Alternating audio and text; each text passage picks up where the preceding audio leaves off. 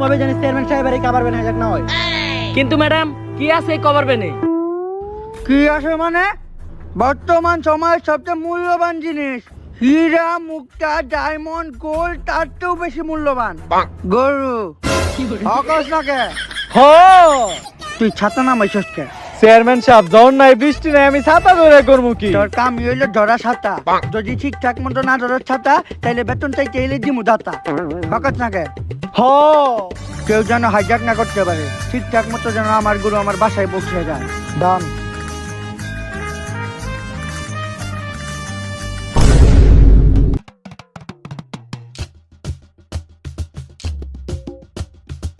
আরে ছুটে না কিয়া? আসলে আমার একটা সমস্যা আছে, কারোর লগে হ্যান্ডশিপ করলে আর ছুটে না, লক লেগে যায়। তাইলে আমাকে দুজনের এটা ছুটলো কেমনে?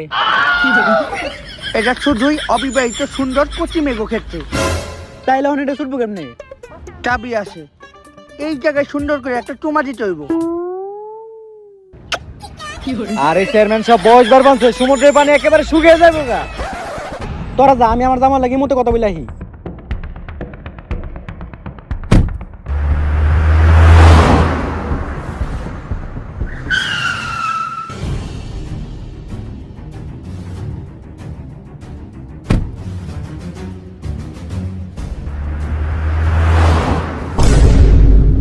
কি গাড়ি আইতো গেছে মানে?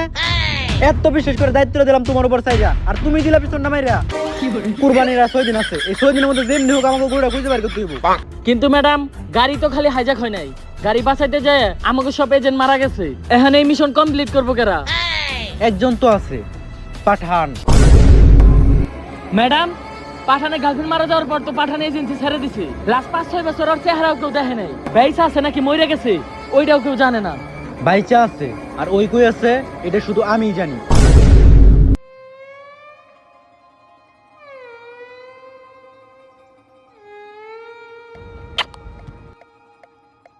এই যে পাঠান প্রতিদিন এই জায়গায় বৈশা আকাশের দিকে তাকায় ও মেঘের অপেক্ষা করে। কিন্তু কেন ম্যাডাম?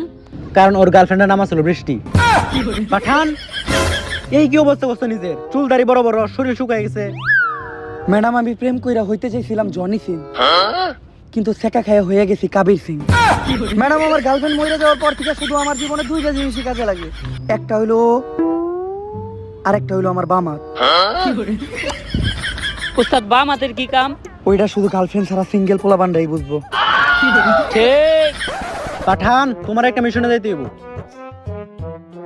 ম্যাডাম আমার গার্লফ্রেন্ড মরার পর থেকে আমি এজেন্সি ছেড়ে দিছি, এখন আমার জীবনে শুধু দুইটা জিনিসই ইম্পর্টেন্ট। দেখে না আমার কথা কইবা আমার কথা।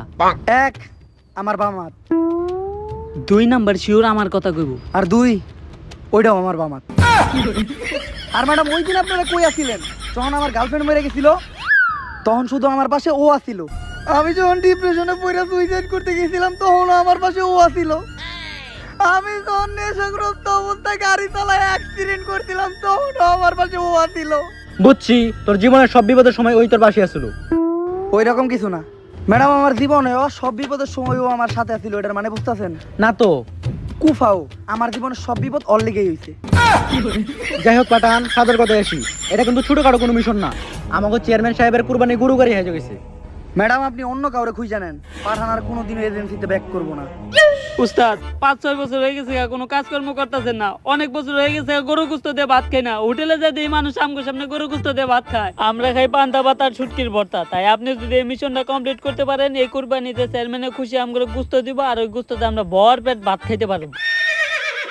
তুই কি ভাবছস পাঠান রে গরুর মাংস খাওয়ার লোভ দেখাইলে পাঠান এই মিশনে যাওয়ার জন্য রাজি হয়ে দেবো গা?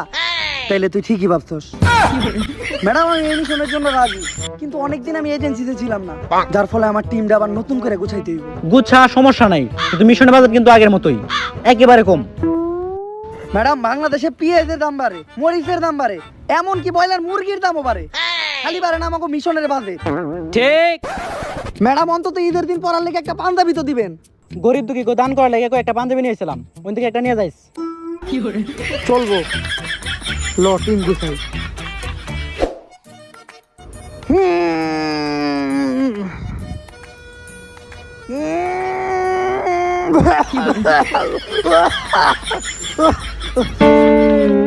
বুঝতাছি আপনি এটার ভার সামলাইতে পারতাছেন না, দেহানের লিগা জিম করার কি দরকার?